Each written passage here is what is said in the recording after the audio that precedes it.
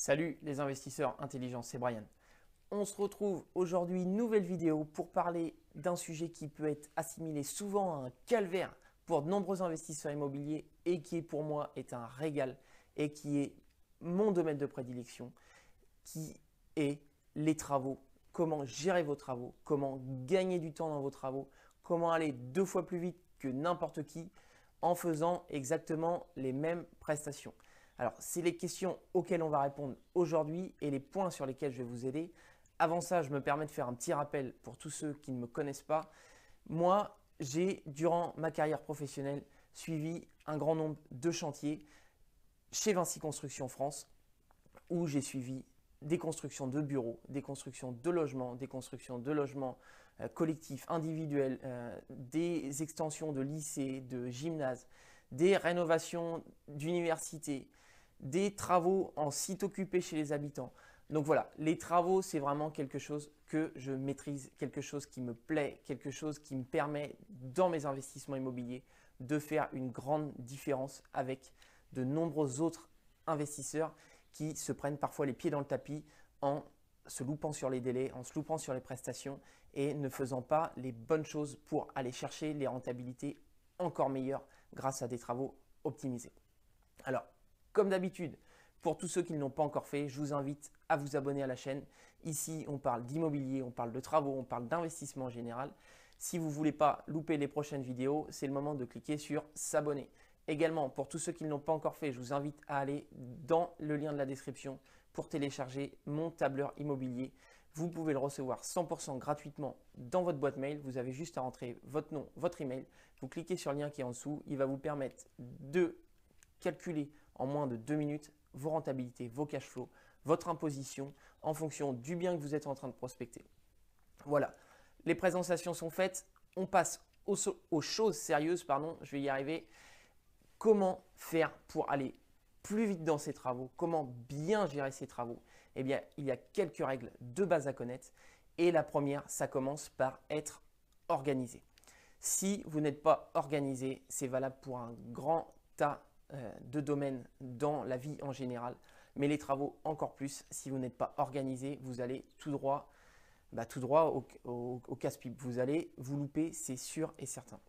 Alors, par quel point commencer à s'organiser? Eh bien, c'est un point de base que fait n'importe quelle entreprise de travaux, mais que vous devez aussi vous-même en tant que particulier vous faire, même si vous ne faites pas quelque chose de hyper carré, mais déjà d'avoir une trame dans votre tête, faites-vous un planning. C'est la première des conditions si vous voulez savoir où vous allez. Alors, comment faire un planning? J'en entends déjà qui se disent « Oui, mais moi, je connais absolument rien aux travaux, je ne sais pas combien de temps ça dure, je ne sais pas qui fait quoi en premier. » Déjà, commencez par vous poser les bonnes questions. Même sans être un spécialiste des travaux, vous savez très bien que vous allez devoir faire du placo avant de devoir faire de la peinture. Ça paraît logique puisque la peinture, vous la mettez sur le placo. Donc déjà, toutes ces choses-là, toutes les choses que vous connaissez, même en tant que débutant, en tant que personne qui ne connaissent absolument rien aux travaux, faites-vous déjà un planning en vous disant « Ah bah oui, ce corps de métier-là, il va falloir qu'il passe en premier, avant lui, et ainsi de suite. » Votre planning ne sera peut-être pas parfait, mais déjà, ça va vous permettre d'avoir une première vision. La deuxième chose à faire, c'est lorsque vous commencez à consulter vos entreprises et vos artisans pour faire vos travaux, eh bien, négocier en plus du prix les délais. Voyez avec eux ce qu'ils vous disent quand vous rencontrez votre électricien, par exemple. Demandez-lui, mais combien de temps vous allez mettre à faire l'appartement? Est-ce que vous le faites tout en une intervention? Est-ce que vous avez plusieurs interventions? Est-ce qu'il faut que vous veniez avant le plaquiste, avant le carreleur, avant je ne sais pas? Posez toutes les questions que vous ne connaissez pas. Demandez-leur quand ils doivent intervenir et pendant combien de temps. Vous notez tout ça et ça va vous permettre justement de structurer votre planning et d'avoir déjà une vision un peu plus claire de vos travaux. Le deuxième point hyper important, ça va être d'anticiper. Il faut que vous anticipiez toutes vos démarches et tous vos travaux.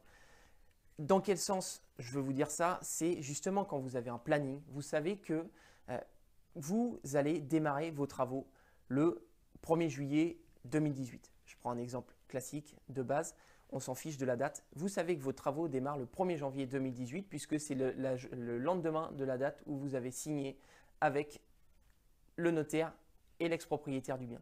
Donc il faut déjà en amont, ce n'est pas au moment où vous allez avoir signé le bien qu'il faut vous dire « Ah bah tiens, je vais prendre les entreprises, je vais aller voir, qu'est-ce que je vais poser comme carrelage, oh, puis la peinture, on l'a fait blanche, on l'a fait quoi ?» Non, tout ça, vous devez l'avoir réfléchi en amont. Avant d'avoir signé chez votre notaire, vous devez avoir désigné vos entreprises.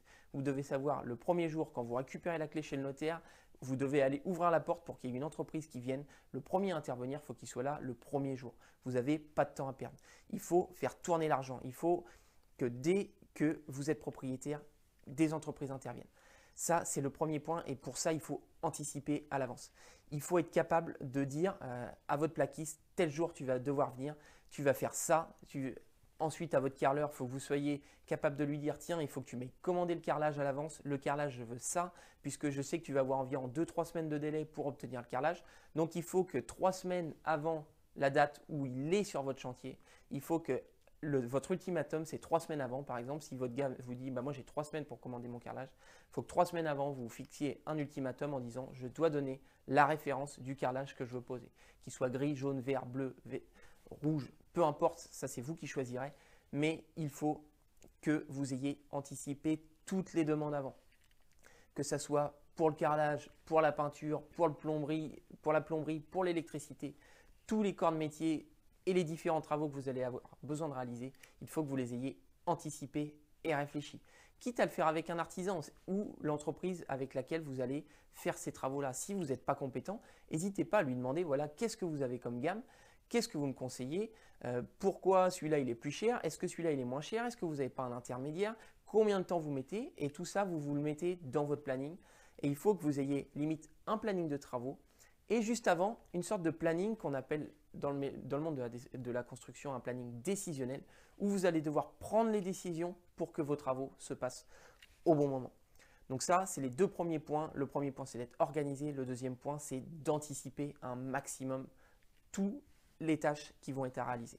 Le point suivant, ça va être de suivre. Pourquoi suivre? Tout simplement, ça prend du temps, c'est un peu compliqué. Si vous ne pouvez pas le faire, essayez peut-être de le déléguer, mais suivre vos travaux, ça va être hyper important déjà pour vérifier la qualité de ce qui est exécuté. Même si vous n'êtes pas un spécialiste des travaux, vous voyez tout de suite si un sol n'est pas droit, si un mur n'est pas droit, si la peinture elle est moche quand vous regardez un mur. Il n'y a pas besoin d'être un expert en travaux pour savoir si votre peintre il est en train de faire du boulot propre ou du mauvais boulot. Donc ça, il va falloir que vous suiviez et en plus de ça, ça va vous permettre de voir si les artisans ne trichent pas. Dans quel sens ils ne trichent pas? C'est-à-dire, on a souvent des artisans qui gèrent mal ou le font volontairement, mais qui ont tendance à prendre trop de travail pour être sûr d'avoir du travail tout le temps. Comme ça, s'ils sont plantés sur un chantier, ils peuvent aller à droite, à gauche, ils ont toujours une solution de secours. Il ne faut surtout pas que votre chantier à vous soit la solution de secours. Il faut que vos artisans soient là, qu'ils soient présents tout le temps, au moment où vous leur demandez, et non pas qu'ils soient là un jour le lundi, un jour le vendredi, et puis ils ont d'autres chantiers en priorité à traiter au milieu. Non, il faut qu'au moment où vous avez désigné vos entreprises, ils savent que du 1er juillet au 30 juillet, elles doivent être là tout le temps, avec une pause par exemple de 5 jours au milieu du 15 au 20 parce que vous devez faire intervenir une autre entreprise et que lui reviendra après. Mais c'est des choses qu'ils doivent savoir à l'avance et ça va vous permettre de vous, quand vous allez faire un tour sur votre appartement, sur votre immeuble, sur votre bien en général, de savoir si l'artisan a avancé et tout simplement de pointer si les délais qu'il vous avait annoncés étaient les mêmes ou sont les mêmes que ceux qu'il vous avait annoncés au démarrage. Donc un troisième point qui va être de suivre vos travaux. Ensuite, comment on gagne du temps sur les travaux?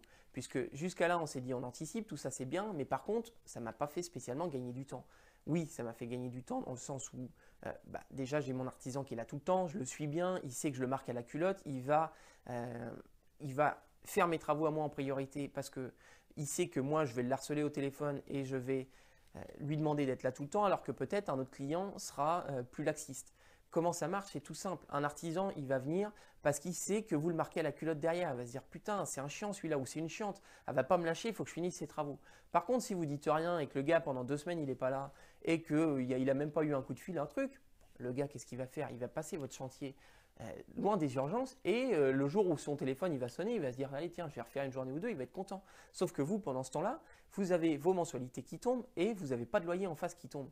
Et du coup, vous perdez de l'argent sans vous en rendre compte. Vous êtes en train de perdre de l'argent puisque là, c'est un bien que vous pourriez louer dans 15 jours et qui va être loué dans 3 mois. Donc, c'est 3 mois de loyer loupé, c'est 3 mois de plein de choses, c'est des travaux qui traînent, c'est d'autres entreprises qui après risquent de vous planter parce qu'elles avaient peut-être été sérieuses et mis une bonne date dans leur planning. Et vu que vous allez décaler, ils vont devoir décaler, il va y avoir les vacances, ça va tomber sur le mois d'août, ça va tomber sur les vacances de février, ça va tomber à Noël. Il y aura toujours un mauvais moment qui va vous faire perdre du temps. Donc, suivez bien vos travaux. Si ce n'est pas vous qui le faites, même si vous n'êtes pas capable de suivre la qualité des travaux et l'exécution en elle-même, essayez d'être présent, montrez aux entreprises que vous êtes présent et leur demandez si, par rapport à ce qu'ils vous avaient annoncé, ils sont toujours dans le timing.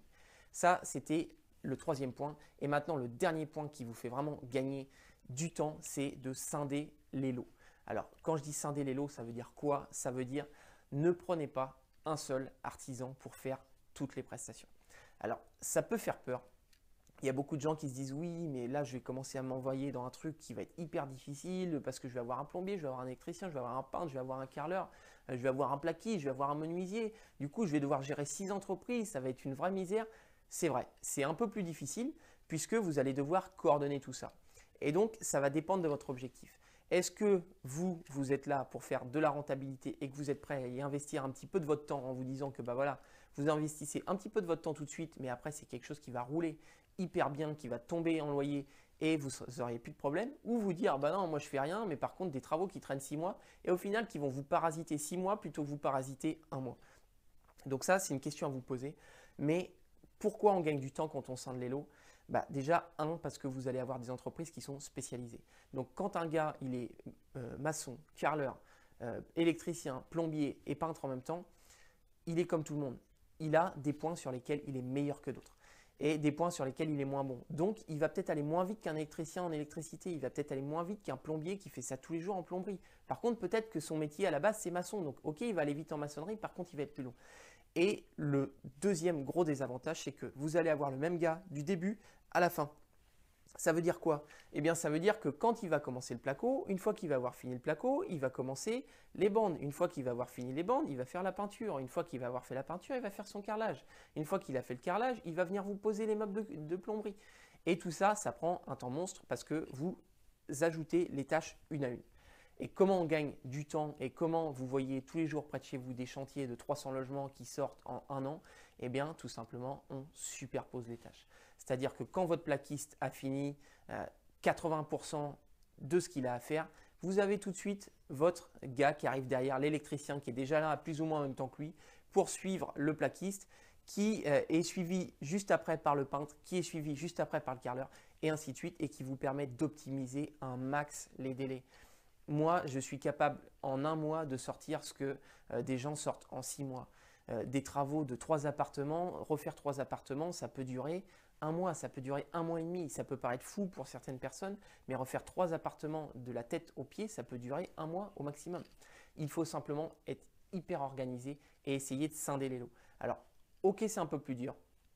Ok, ça engage un peu plus de passer du temps, mais vous allez gagner un temps fou, déjà dans vos travaux, et 2, eh bien, vous allez simplement gagner plus de fric. Pourquoi? Parce que vous allez louer plus vite, vous allez être capable de donner un appartement plus vite, et tout ça pour exactement les mêmes prestations. Vous n'avez pas fait moins de prestations, c'est juste que les tâches se sont superposées. Quand un mur est posé, qu'est-ce qui vous empêche de le peindre? Rien.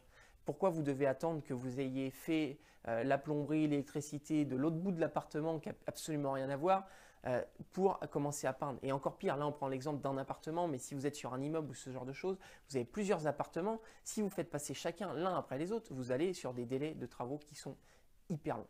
Voilà, c'est sûr que ça nécessite un peu plus de connaissances, un peu plus d'implication, mais c'est la méthode qui va vous permettre de gagner beaucoup plus de temps que tous les autres investisseurs immobiliers.